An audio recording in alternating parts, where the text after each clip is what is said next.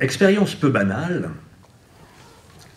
extraordinaire au sens premier, que de rencontrer un médecin qui vous entraîne dans sa quête spirituelle. C'est pas fréquent.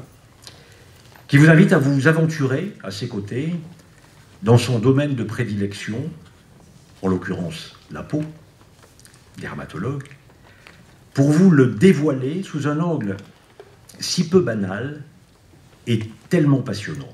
Ses écrits, La peau dévoilée, La peau de sagesse, m'ont captivé et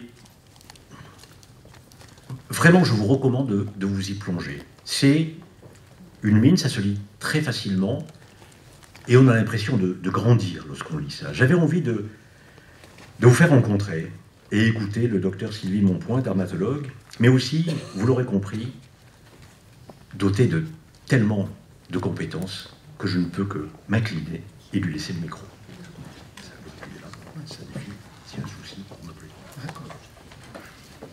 Merci Jacques. Je voudrais remercier infiniment Jacques de son accueil, de ses mots chaleureux à mon égard, lui dire que je suis très honoré d'être là et lui dire que toute l'organisation est formidable. Merci. Alors avant de commencer mon propos, je voudrais que nous changions un peu de temps, je voudrais que nous nous glissions in illo tempore, dans une autre ambiance, dans un autre esprit. Et pour cela, je me propose de vous lire un très joli mythe qui nous vient des îles Salomon. En ce temps-là, en un lieu donné de notre bonne terre-mère qu'on appelle les îles Salomon, les hommes ne mouraient pas. Quand ils étaient âgés, ils jetaient leur peau comme les serpents et les crabes et retrouvaient ainsi leur jeunesse.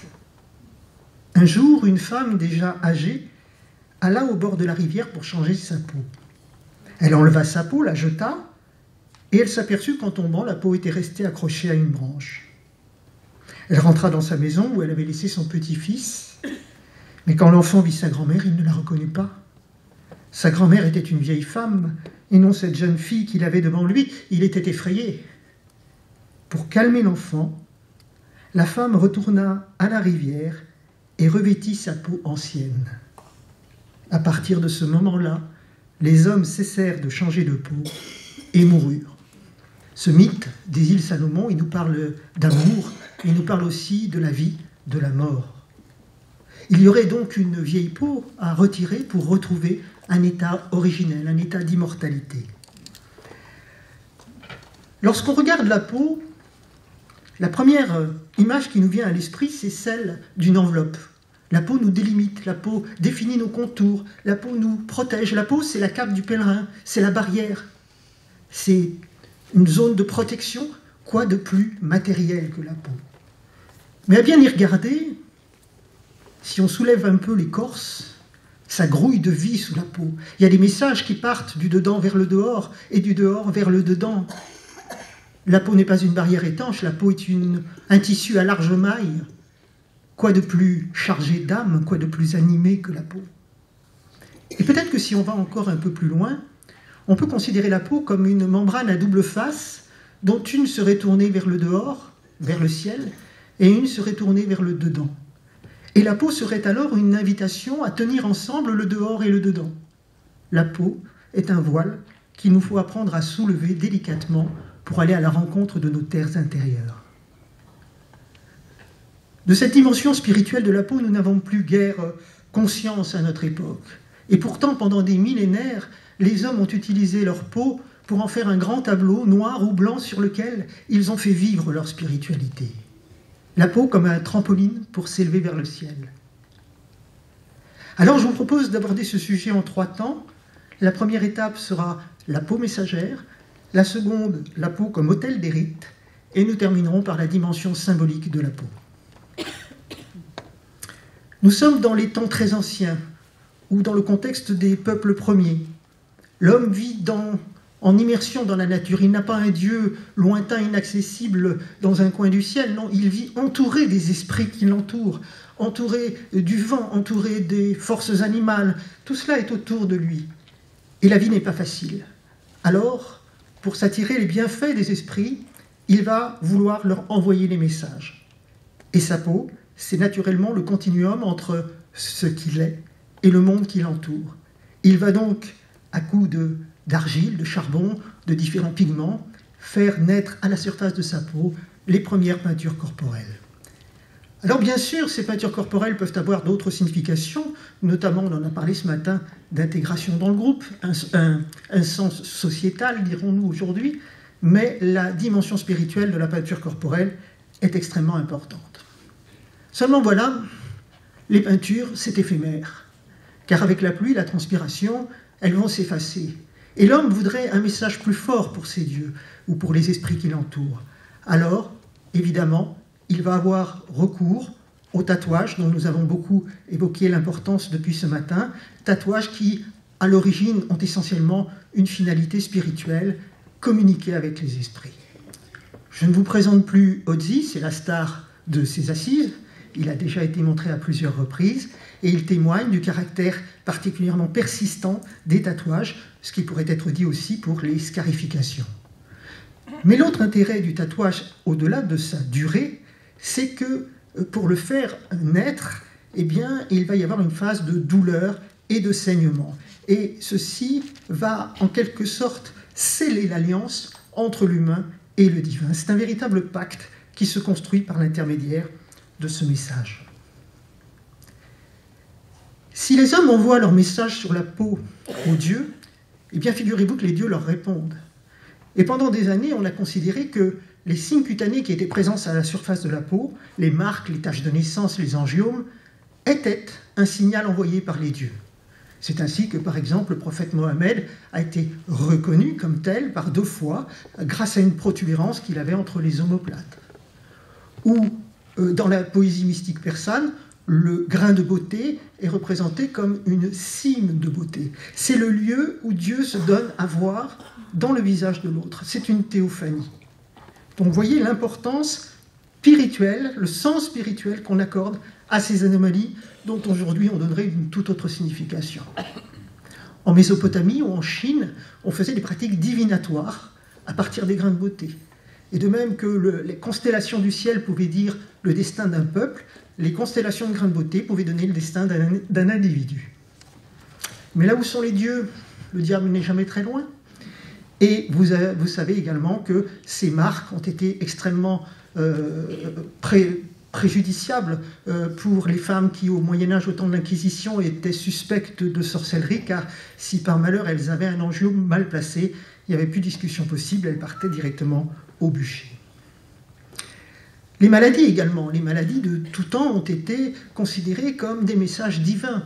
Dans les temps très très anciens, c'était interprété un petit peu comme un jeu des dieux avec leur création, leur créature. Et puis, c'est devenu une punition des dieux vis-à-vis des peuples qui n'étaient pas fidèles à leurs croyances. Et c'est devenu, dans les temps plus récents, plus près de nous, comme ce pauvre Job qu'on voit ici éprouvé par Satan, une façon d'éprouver la fidélité, la foi, l'alliance de l'homme avec son Dieu. Je n'insisterai pas pour dire que cela perdure encore aujourd'hui. On l'a évoqué ce matin dans certaines maladies, comme des maladies évidemment de peau parce qu'elles sont affichantes ou potentiellement contagieuses, et donc mettant en péril l'ensemble du groupe.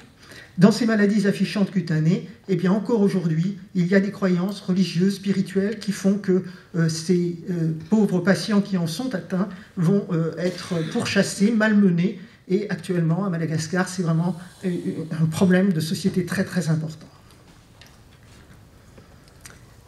La peau messagère, c'est une chose, mais la peau est aussi l'autel des rites, c'est-à-dire c'est le lieu où, dans les différentes religions, dans les différentes traditions initiatiques, on va faire vivre à l'individu des épreuves pour lui permettre de se rapprocher de la divinité.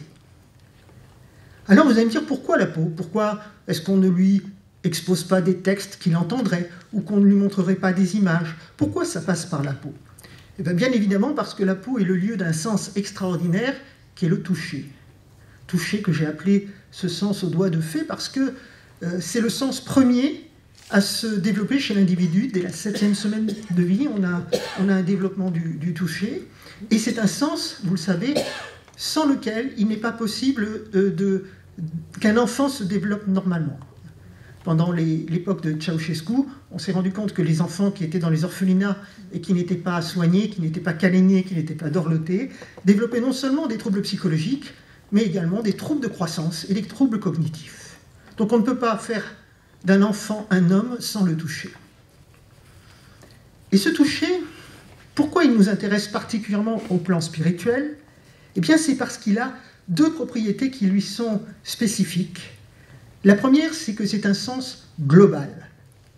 Il n'est pas limité à un organe comme l'œil connecté au cerveau pour la vision ou l'oreille connectée au cerveau pour l'audition. Non, c'est l'ensemble de la peau qui peut toucher.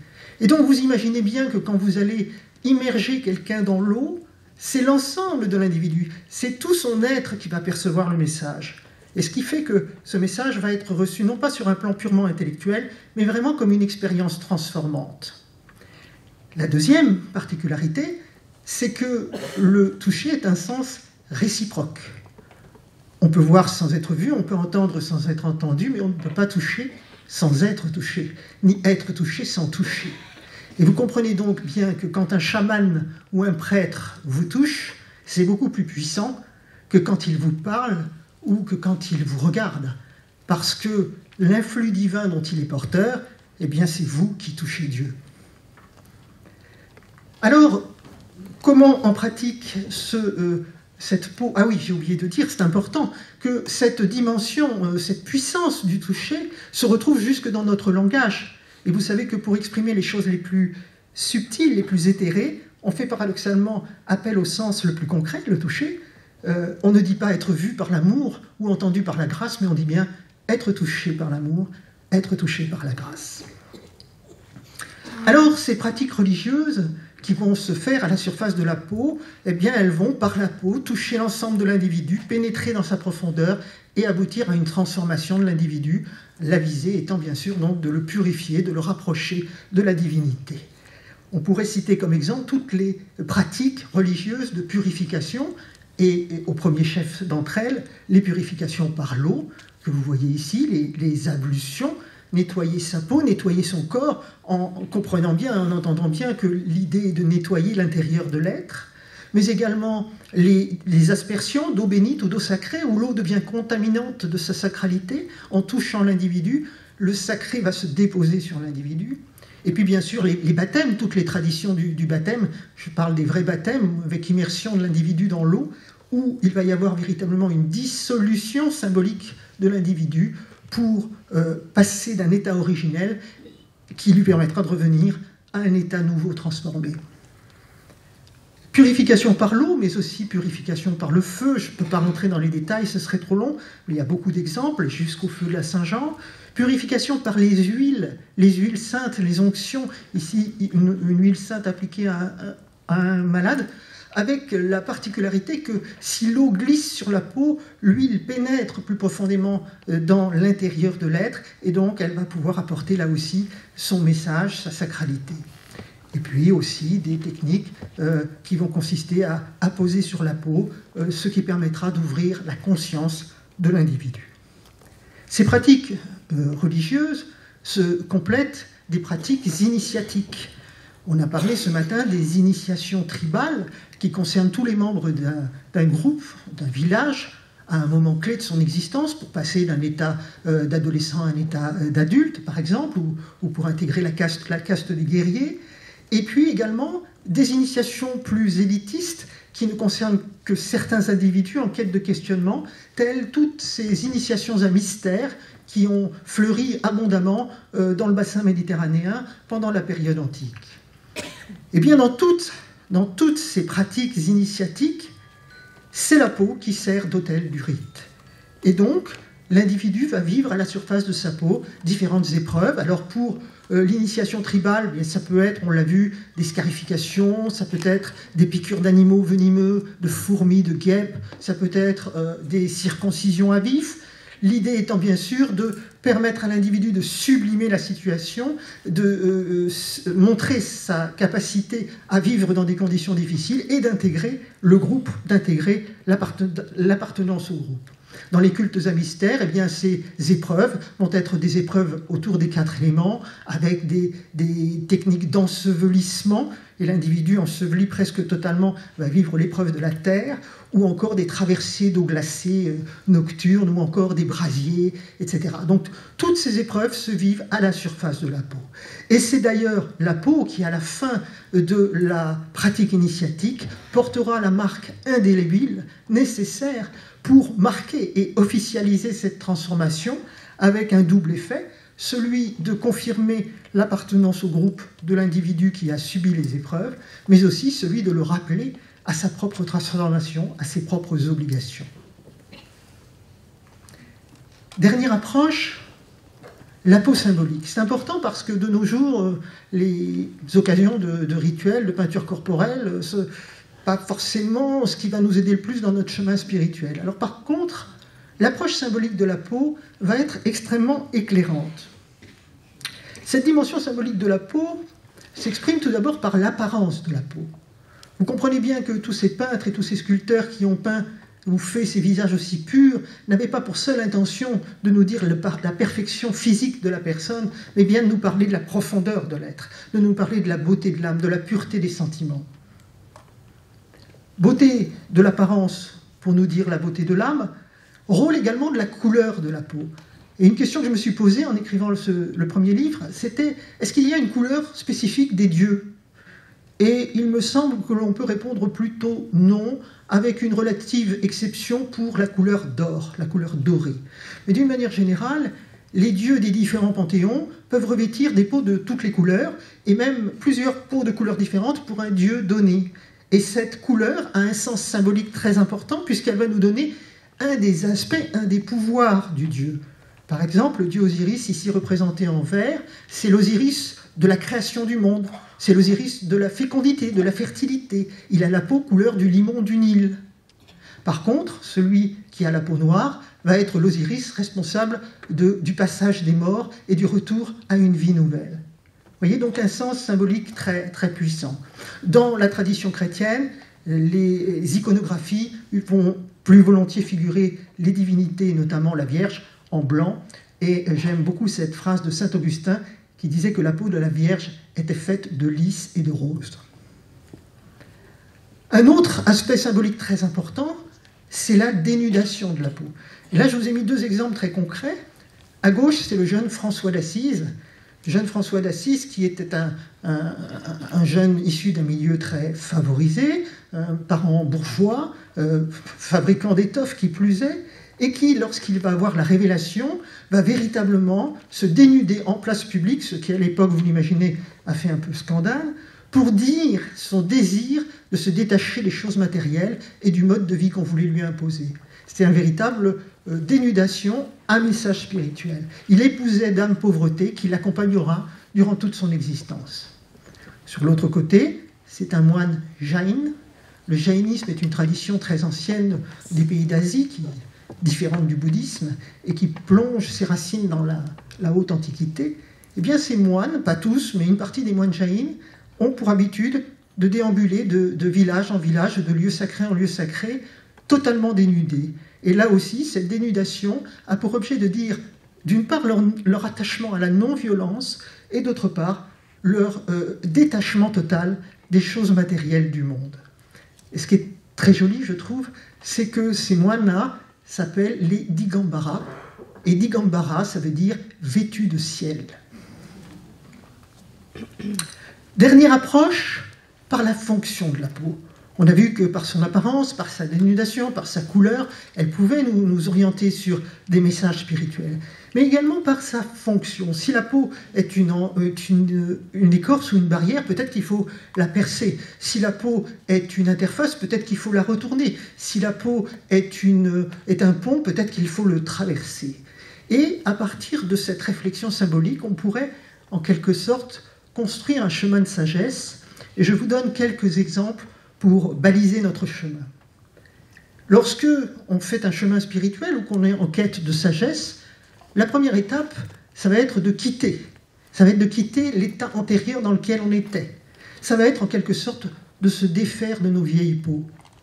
Et là, il y a un rite qui illustre très bien cette étape, cette première quête. C'est ce rite des Indiens Lakota, en Amérique, qui s'appelle la danse en regardant le soleil. Alors c'est assez saisissant, puisque le jeune initié qui est volontaire, ça n'est pas un rite tribal, c'est un rite volontaire, les initiés sont volontaires, va se faire inciser sur la poitrine deux grandes fentes, on va passer un morceau de bois entre les deux, sous la peau, et ce morceau de bois va être attaché par des lanières de cuir au mât qui est au centre de la piste circulaire, ce mât représentant l'axis mundi, et l'Indien va tourner en regardant le soleil jusqu'à ce que la peau se déchire. Alors au-delà de la violence, évidemment, qui est derrière la pratique de ce rituel, qui d'ailleurs est toujours secrètement réalisé, ben, ce qui est intéressant, c'est la dimension symbolique, et on comprend bien là cette soif d'arrachement à sa condition animale qui est figurée par la peau. La deuxième étape, et là on va rejoindre le mythe de Marsyas dont nous avons parlé tout à l'heure avec un regard un petit peu différent, c'est que toute quête initiatique ou tout chemin de sagesse nécessite une phase de retournement. En effet, nous autres humains, nous avons tendance à chercher les causes de notre malheur ou de notre bonheur à l'extérieur. Et toutes les sagesses le disent, il faut une conversion, il faut une métanoïa, il faut aller regarder ce qui se passe vers l'intérieur de nous. Et le mythe de Marsyas nous dit cela.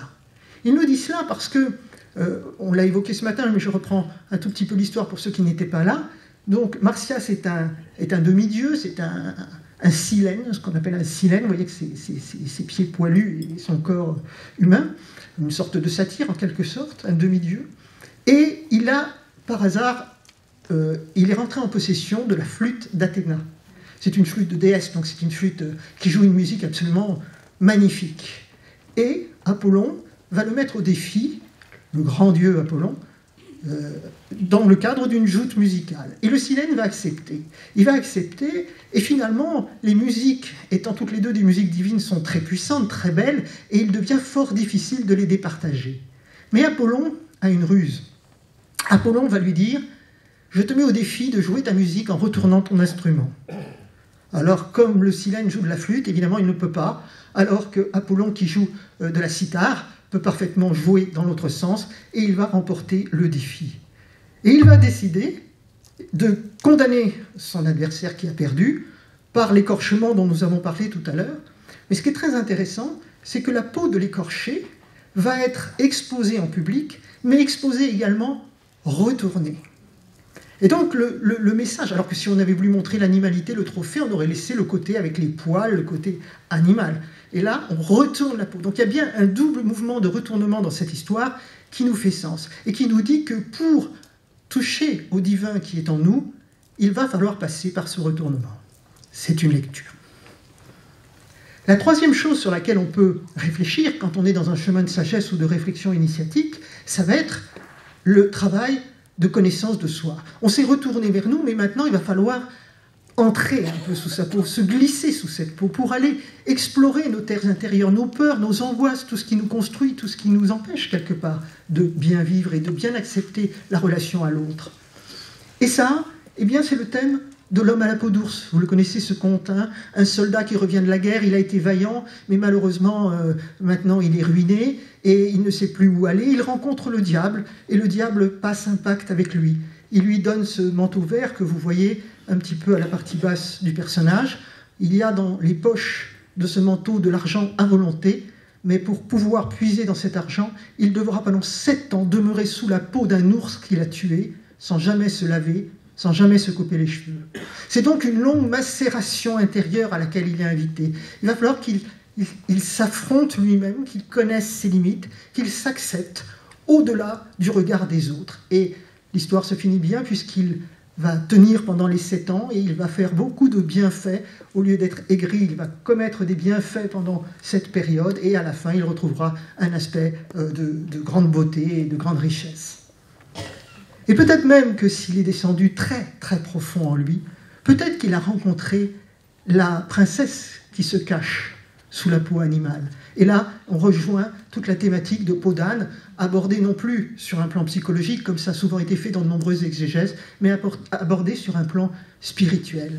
Nous avons, au fond de nous, une princesse, un trésor de sagesse, quelque chose de plus grand que nous, qu'il nous faut savoir reconnaître, laisser s'épanouir, laisser illuminer ce que nous sommes et illuminer nos relations aux autres. Alors peut-être que, et ce sera le mot de la fin, on peut s'arrêter 2 secondes sur le texte de la Genèse avec cette vision différente de la peau. Vous savez que quand Adam et Ève quittent le paradis, le jardin d'Éden, ils se voient remettre une tunique de peau par Dieu. Eh bien cette tunique de peau, ça n'est pas un paravent pour cacher un vilain péché originel, pas du tout. C'est un cadeau du Créateur. Cette peau est une passeuse, cette peau est un guide, cette peau qui est appelée à être retournée, transformée, travaillée, va leur permettre de visiter leurs terres intérieures dans une espérance de retour d'exil. Quoi de plus spirituel que la peau? Je vous remercie.